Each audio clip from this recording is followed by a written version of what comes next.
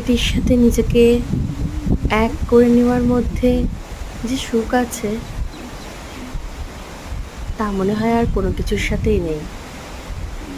তেমনই বৃষ্টি হলো এমন একটা অনুভব, যেটা প্রকৃতির থেকে আমাদের উপহারের মতন দেওয়া।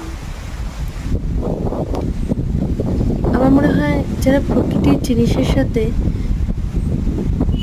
যত দুঃখ কষ্ট যাই থাকুক, কিন্তু যখনই প্রাকৃতিক জিনিসগুলো ঘটে, তার সাথে যখন নিজেকে একাত্ম করে নিতে পারে, তারা মনে হয় সত্যি সত্যি প্রকৃতিকে খুবই ভালোবাসে।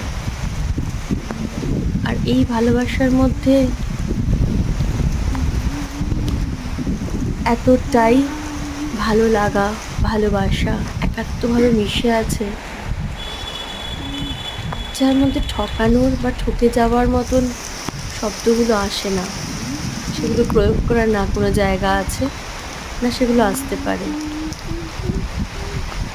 প্রকৃতি আমাদের তার সম্পূর্ণ নিজেকে উজাড় করে আমাদেরকে দেয়, কিন্তু তার কতটা আমরা ধরে রাখতে পারি, কতটা আমরা ধরে রাখতে পারি না।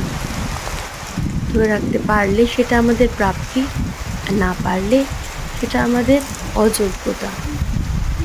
কিন্তু যদি আমরা সত্যি সত্যি প্রকৃতি প্রেমী হই, তাহলে প্রকৃতির প্রত্যেকটা মুহূর্ত আমাদের ভালো লাগা উচিত।